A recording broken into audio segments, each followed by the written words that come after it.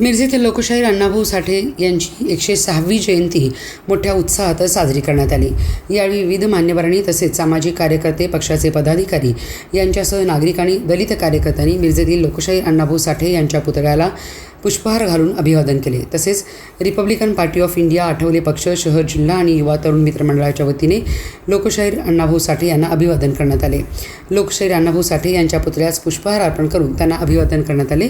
यावेळी युवा तरुण मित्र मंडळ संस्थापक अध्यक्ष रोहन जाधव, भाजप मुस्लिम अल्पसंख्याक अध्यक्ष फारुखभाई जमादार, सामाजिक कार्यकर्ते पप्पू कोळेकर, RPI युवक जिल्हाध्यक्ष श्वेतपद्मा भैया कांबळे, RPI शहर जिल्हाध्यक्ष पोपटराव कांबळे, माजी नगरसेवक योगेंद्र थोरात, सामाजिक कार्यकर्ते नितेश कांबळे, विजय NT जिल्हा अध्यक्ष अजित सागरे आणि अध्यक्ष ऋषिकेश मिरजकर, उपाध्यक्ष अथर्व कांबळे, जयलाभ शेख, डॉक्टर प्रशांत लोखंडे यांच्यासह अनेक कार्यकर्ते मोठ्या संख्येने उपस्थित होते। लोकशाहीर साहित्यरत्न डॉक्टर अण्णाभाऊ साठे यांच्या जयंतीनिमित्त सर्वप्रथम तमाम बहुजनांना, साहित्यप्रेमींना मी अण्णाभाऊ साठेंच्या जयंतीच्या निमित्तानं शुभेच्छा देतो।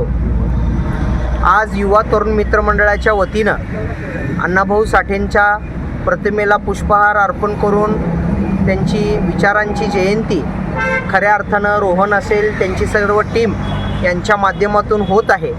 संध्याकाळी मिरवणुकीचा रूपानं अण्णाभाऊ साठेंना अभिवादन करण्याचंही नियोजन युवा तरुण कार्यकर्त्यांच्या वतीने झालेलं आहे। मी आजच्या या अण्णाभाऊ साठेंच्या जयंतीच्या निमित्तानं फक्त सर्व अण्णाभाऊ प्रेमींच्या वतीनं एकच सरकारकडे मागणी करू इच्छितो। गेले कित्येक वर्ष राज्याचं सरकार अण्णाभाऊ साठेंना भारतरत्न देतो म्हणून आमच्या सर्व अण्णाभाऊ प्रेमींवर एक खोटं आश्वासन देत आहे।